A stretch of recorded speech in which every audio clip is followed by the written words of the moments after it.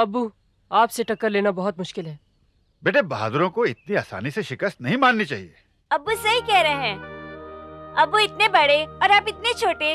लाइए तलवार मुझे दीजिए, मैं सिखाती हूँ तलवार कैसे चलाते हैं। बस बस, ज्यादा शेखी मत पघारो। चूड़ियाँ पहनने वाले हाथ तलवार नहीं उठाते। अभी तो आपने मेरे हाथों की चूड़ियाँ देखी हैं, तलवार नहीं। लाइए मुझे तलवार दीजिए, मैं सिखाती हूँ तलवार कैसे चलाते हैं। बेटी, ये तलवार तुम्हारे लिए बहुत भारी है, ये तुम्हारे लायक नहीं है बेटा। भारी नहीं है, मैंने बहुत बार उठाई है। जरा समझने की कोशिश करो बेटी, मैं तुम्हारे भाई के साथ कोई खेल नहीं खेल रहा, इसे तालीम दे रहा हूँ लड़ने की। ये लड़का है ना। तलवार चलाना सिर्फ लड़कों के लिए क्यों, लड़कियाँ भी चला सकती हैं। अब्बू जान, मैं भी जंग के मैदान में जा सकती हूँ, मैं भी फौज में शामिल हो सकती हूँ।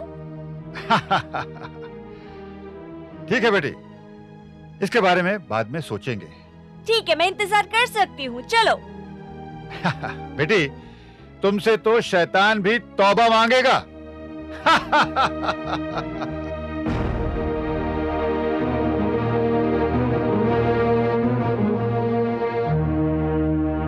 हमें हैरत है कि हमारा एक कैदी फरार हो जाता है और हमारे पहरेदार हाथ पे हाथ रखे बैठे रहते हैं।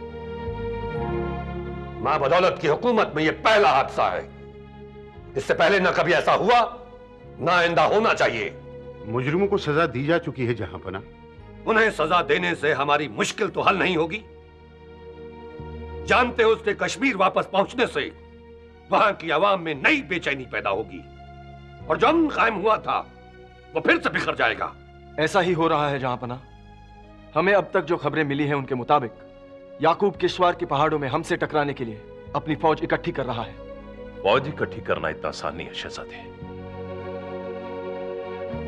क्योंकि फौज जज्बातों से नहीं बनती। उसके लिए दौलत चाहिए, सल्तनत चाहिए, और ये दोनों चीजें उसके पास नहीं है। और हारी हुई फौज दोबारा इकट्ठी नहीं होती।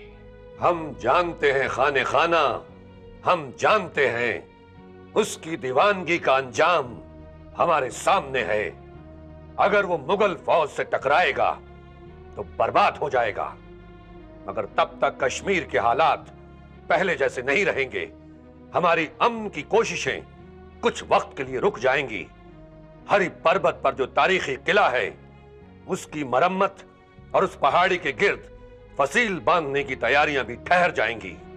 अगर जहांपना इजाजत दे तो हम कश्मीर जाकर वहां की हालात को सुधार सकते हैं। नहीं, वहां के सूबेदार पर हमें पूरा भरोसा है। वो नए हालात का बखूबी सामना कर सकते हैं। बिहार और बंगाल के सूबेदारों को होशियार रहने के फरमान जारी कर दिए जाएं।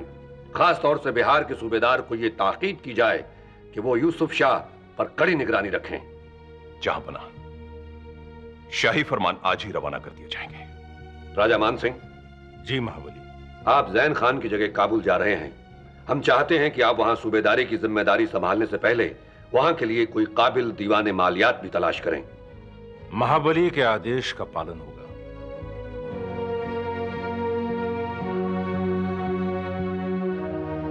मुबारक हो मिर्जा साहब। मैंने आपकी मेहनत और ईमानदारी का जो खुलासा शहंशाह को लिखकर भेजा था, उसे पढ़कर शहंशाह बहुत खुश हुए हैं। देखिए शाही फरमान में क्या लिखा है। शाही फरमान? जी हां। अल्हम्दुलिल्लाह, यकीन नहीं आता। जहांपनाह ने मुझे इतने बड़े एहसान से नवाजा है।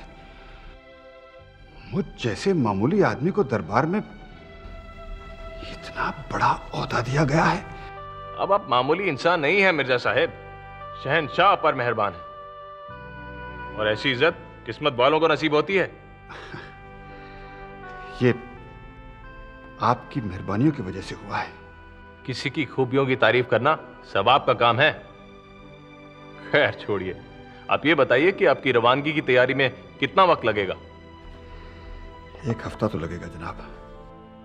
ठीक है, अब आप जाइए और अपनी इस खुशी में अपनी बेगम को शरीक कीजिए।